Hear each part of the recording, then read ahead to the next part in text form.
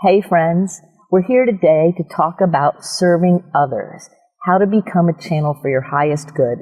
And I have a great guest with me today that you're going to hear some amazing stories about his life, where he comes from, and his belief in how to serve others and really live your best life being the channel for the highest good. So welcome, Jamie, to the show. Thank you so much, Diane. I am delighted to be here. Well, I'll tell you a little bit about how I met Jamie. I was just in a retreat. This man can cook like no other. Oh my God. He also can sing amazingly. And first thing I want to talk about when it comes to serving other people and being in that place where you're channeling that great information, I'd like Jamie to tell us a little bit about himself, like how he got where he is, where you come from, just what you're about, because your story to me is very inspiring, and I'm sure that our viewers would love it. Thank you so much. I'm so excited to be here right now, and my story begins really in the garden. That I felt really happy in nature growing up, and I grew up in the Garden State of New Jersey, and we had the garden of backyard, bring it in, let's cook it up, and that's what I learned was family. My parents put me at the stove and said, hey, throw in some herbs and spices. And something happened a couple years kind of into my life where we moved to like a better neighborhood and just lost kind of that connection to nature. And maybe like a lot of people, you end up feeling like you're just getting by. I was interested in things more than people or my health. And I just didn't feel well anymore. I got sick. I got put on medication for my behavior issues. And as a teenager, at one point I was 16, and I just got to the breaking point. I was done. And I said, I'm going to take control of my health. I found the right book. I found the right mentors. And what happened was I started to speak up for what I knew was right for me and reconnect with nature. So I grew a garden again with the help of my father, and I started to cook again, and I started to feed people. When I started to feed people, I felt so happy. And I also knew that it was really beyond the food. It was really about the presence. I would create these gatherings. We're sitting next to this fire, and I would actually create campfires for my friends. I would have a meal, and I'd say, let's go out and we'll sing. And I was leading the songs too. And then I just saw how they would get started, and they would get going, and they would get like a really good feeling of family. Like we were coming together, we were helping each other, we would pray for each other. We would just hold this heart space to bring our pains and our needs. And so we met at this retreat because I've been committed to continuing to feed people. And that's my dream, is finding really great ways of growing and preparing food for those who are ready to raise their vibration and improve their health. Oh, that's so exciting. And it's really funny because we're in my backyard, and you might hear any kind of noise, and we have a campfire here. My dog is with us, and Jamie and I connected so much at this retreat. It was just a couple days ago that it ended, that we had to reconnect again and talk about the power of serving other people through living that inner vision. And for Jamie, it's food, and I can tell you it was just amazing. So I'd like to put you on the spot for a minute. Please. Would you sing the blessing, the prayer that you said over the food for everybody? It was so beautiful. And when you were singing it, I was a little bit upset I didn't have my phone to record it, but I was also glad I didn't, so I could be in that prayer moment with you. But I'm like, oh, he's going to come be on the show. I'm going to ask him to sing it. Then I'll have it recorded, because it's just beautiful. And you can imagine all the food and the love that you put into preparing the food and the way to nourish the body. So if you're willing, would you sing the blessing? I'd be delighted to. Thank you for asking. So this song is a blessing for food. I learned it on a yoga retreat, and it is meant to open my heart, all of our hearts, when we're here to eat, and just remind us that, yes, the food is important and the way it's prepared, and even beyond that, it's the energy, and it's actually our receiving of that energy. So are we open? Are we in that space of yes, thank you? So here's the prayer. Receive, Lord, in thy light this food we eat, for it is thine. Infuse it with thy love, thy energy, thy life divine. Om. Peace. Amen. Amen. And we actually do that every meal in my home. My daughters, I have 3 daughters, and my wife and I, we hold hands, and it's so sweet to see the little 1-year-old. She reaches out and she grabs on, and it really helps us to come together too, around the table. Yes, and that's beautiful. So I think I'm going to just save that and play it until I have it memorized, because your voice is just so beautiful. Thank you. And so when we're talking about being a channel for like the highest good, and like food is that ultimate nourishment and everything. And I was thinking about something you shared at the retreat about when somebody puts the seed in their mouth and the DNA. Will you explain that again? Yeah. That was really amazing to me, because food is so core to us, and so many people use food to medicate or have difficulty with it, or they use food to kind of block their emotions so it stops them from living their highest good. So I'm hoping that this conversation will show other alternatives or other ways to look at things that will inspire people. So would you mind sharing that, please? Yeah, that's been a recent rediscovery for me of the importance of growing our own food in a very intimate way. And so, what I've studied and I've been practicing is by putting a seed in my mouth, my body will communicate to that seed, just like if you have a computer and you put a software program onto that computer, the seed takes information and it runs a program. And what I've been discerning is that potentially the seed will become your physician. It will understand through the analytics of receiving your body's information. It will then create a prescription in the cucumber, let's say. That cucumber seed goes in the soil. I take care of it each day. The vine winds around, drops its flowers, out comes the cucumbers, and they're ready to pick. If I have taken that whole process to tend it, care for it, and then receive that, it will be like medicine. It will be like beneficial for my body, my mind, and my spirit. And this is one of my biggest passions, is sharing this with families especially, and even in a time of need, because so many children are suffering right now with different autoimmune issues, behavioral challenges, and a lot of parents feel really lost, and they go to Google or they talk to their doctor, and the heart is kind of missing.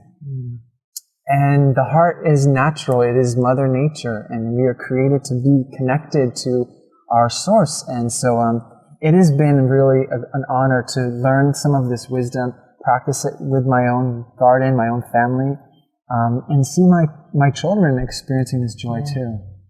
Oh, that's amazing. I know that the next time I plant my garden, I'm going to do that, because when you were sharing that, it makes so much sense. And I think all people are yearning to be reconnected. I think that's part of the angst in the planet these days, is people like screens in front of everybody and no real authentic connection or conversation where it's like human to human, and like we're sitting together in the same space doing this interview rather than over electronics. And so our brains are harmonizing and co-regulating together because that's what we do. That's what our mammal nature does. And I think a lot of people miss that. And I think when it comes to being a servant of the highest good for people and a servant leader, we have to be aware of those things that maybe the culture is either lost or tries to pretend like it's not real, or maybe even try to deny it if they do know it, yes. The importance of it. And I think it's so vital for our success and our happiness.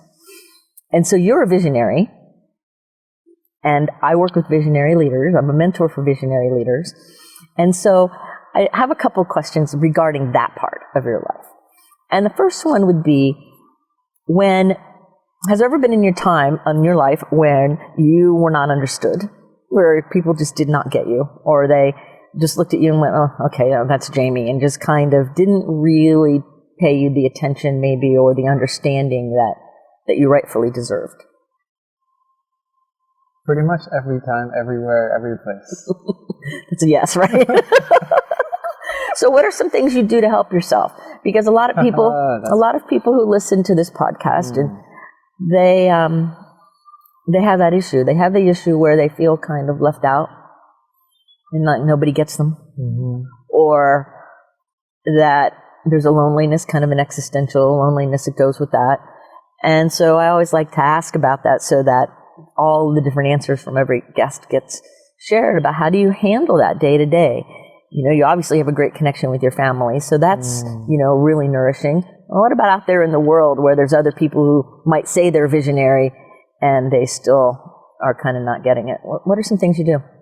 That's such a great question, because I do have practices that I lay out every day. When I wake up in the morning, I try to just start giving thanks. And that kind of sets me into a rhythm, and I feel it immediately, especially if I say out loud.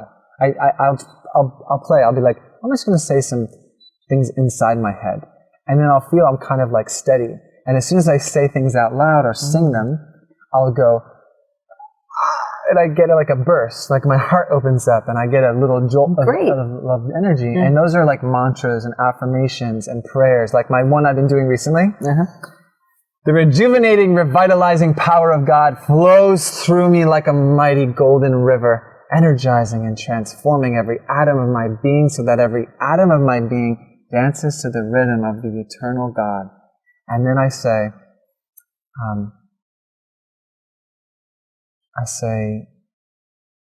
well, that's the one I've been saying. And then I say wealth, success, health, happiness. And I just say the truth of who I am, the way I love to live. And then I have a very specific routine. I do 40 exercises, and they're tension and relaxation that I learned from Yogananda, who's a yoga teacher of the 20s and 30s. So he taught 40 exercises called the energization exercises, and it really does energize me. And then I do a short stretching and a meditation time, which is very fluid. I kind of be with what's passing through me, and I used to be much more strict about it, and like I have to do this breathing exercise, I have to say this certain prayers, but I just make the space.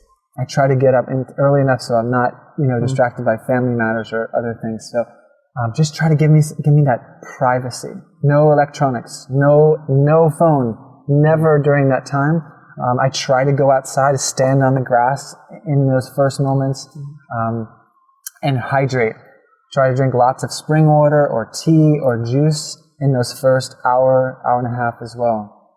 So those are some of the things that help me feel happy and well in this body, knowing that I'm infinite, and knowing that I'm going to engage with people who might not be seeing what I'm seeing or speaking my language or caring in the same way that I just love to give and love and just burst into situations and being like, that's a little much. And so that helps me a lot. Oh, that's wonderful. So that's a morning routine, which would be like a morning bookend. Yeah. And do you have an evening routine or an evening way you kind of close the day before you go into dream time? Can you share it with us? Yeah, it reminds me, I've been studying a bit about Tibetan practices passed down through the monasteries there. And one specifically that really was exciting for me was learning about setting an intention before you go to sleep for your dream time. And actually to be conscious in dreams, to be purposeful. Okay, I'm going to go to sleep and I really want to receive the answer for that question I have. I really want to visit that person. Right. You could call it astral traveling or, kind of just the dream time consciousness. So when I lay down, I really open myself up to what I want to know now, what knowledge I need. But before I do that, I have my self-care routine, and the one thing I really try to include that's really changed my life is to get clear. If I have any block with anyone, forgive, let it go, be vulnerable. Yeah, I'm still having trouble forgiving. I'm still feeling resentful. I'm still feeling scared of talking to that person. I'm still, worried about that conversation I haven't had yet. I've been delaying that. And just be really honest with myself. and just push myself to the edge and more be like, go for it. Just, what do you need to do? Do you need to write a text? Do you need to send an email? Do you need to, maybe make a phone call even, and just, I just feel like I'm still a believer of like, don't let the sun go down on your anger. Yes. And it doesn't mean the other person will respond, because they often don't. Or they won't respond the way I think they should or want them to. But that's been probably the hugest thing for me, is that process of release, the surrender. Oh, that's because I so much want to change everyone and make them happy and healthy, and everyone doesn't want to be changed. They want to be allowed to evolve in their own time, just like I do. Right, and so it's ultimately a disservice when we try to push our agenda or force something or assign our own values or whatever to another person. That if we're going to really be in service, it's about having integrity in our own space. Yes. And allowing it to impact in a healthy way with our environment, whether it's people or nature or whatever it is, right? Absolutely. Yeah, that's really... All the work I need to do is inside of me. And when I do the work inside of me, the whole world showers me with success. That's another mantra I've been working on for 2 years, is that, okay, however much I'm focused on making change in others' lives, right, it's my inner work, my, self-care, but my achievements, these victories within, that will really make the difference and magnetize the true abundance. Yes. These relationships like I have with you, which I'm so grateful for. I know, it's great. I love it. I absolutely love it. So, do you ever overthink? All the time. All the time? Overthinking is a really big downer sometimes. It can really block our enthusiasm and our spiritual energy, but I think bigger than that, it can kind of fatigue us. People get really tired because they just overthink. And in fact, I just saw a t-shirt recently, as somebody said, hold on a minute, let me overthink this. And I'm like, oh my word. And actually somebody tagged me on Facebook with it, saying that I help people. Dianne, you help people not overthink. And they were going to get the shirt so I could help them not overthink. I said, you don't need the shirt. We can do that without the shirt. But I think that's hilarious. And it reminded me of this conversation I just had with my plumber, which is the weirdest thing. And he's on the floor in my bathroom, and he's an older man, so he has all this arthritis, and he's just like, oh my, I felt for him, and I go, do you need any help? No, I got it, and he goes, out of nowhere, we were just standing there, I was just standing there seeing if you need anything, and he said, I learned a long time ago, all the answers are within. All these people who are looking without, they're looking in the wrong place. When are people going to just realize to look within? And I'm like, all right. And we had this great conversation about his life and how he was raised and what he believes and how he raises his children and some of the trials and tribulations he's gone through. Like, for example, his mom had such severe mental illness that when it was his first day of first grade, he took himself to school. And he had no shoes on because he didn't know you needed shoes in school. Oh my goodness. His friends were going to school and he didn't have any, and he had to find his way. And then he told me the rest of the story of how he became a plumber, which is what I was asking him about. And I was just really moved by, he's a visionary, he's gifted, he's really smart, and he knows he was meant to be a plumber, and he knows why, because he's always looked for his answers on the inside. And so naturally, I guess because he really didn't get a bunch of indoctrination from other adults because there weren't any around, his soul could just keep flourishing in that way. And so you just reminded me of that when you were sharing about the inside, because it was a very powerful conversation. And who would figure, your plumber's coming to fix your sink. You didn't know that he was going to have that kind of conversation. People who realized themselves did not have the straight path. Right. It was labyrinth-like, and mazes and feeling stuck and lost, but persevering. Yes, keep on going anyway. Yes. Like I always say, we're in Florida, so if you're going to guide California, don't turn around in Texas. Keep going. Keep going, right? So keep going. You use your light energy and your song and your consciousness and your love for food to help be that channel of the good for people in a very free, amazing way. So if somebody's listening to us and they were inspired by you, and going, wow, if Jamie can do it, I can do it. What are some things you would give the beginner, like somebody who's just kind of curious and asking the questions? What are some tips you might share with them to help them get started with being that channel for the highest good of others and serving other people, even if they're not really sure where to get started, but their heart is, kind of knocking on the door for them?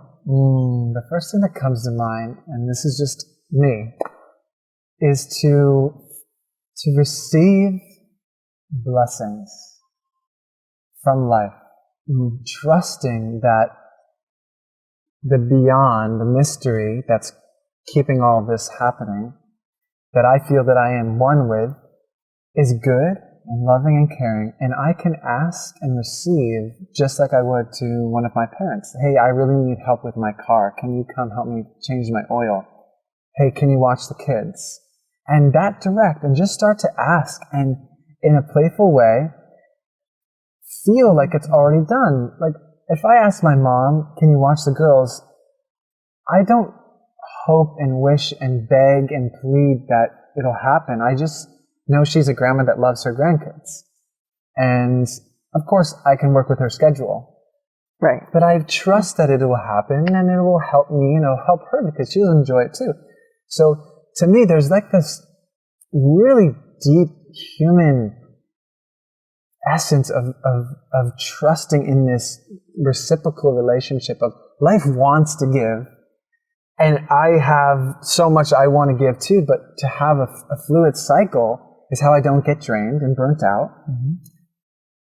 And what comes to me next, as people are practicing, living in this state of being the channel for the highest good, is to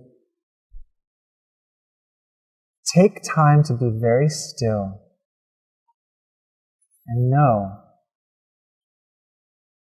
that as I feel my breath, my heartbeat,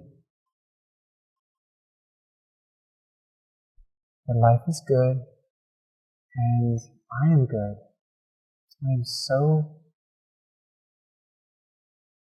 special. I am just right, just the way I am. And just start to release the blame and the shame.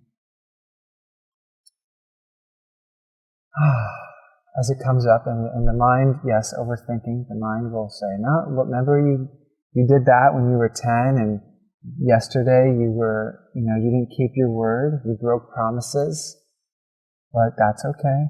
I can be honest about the responsibility, and I can return to love.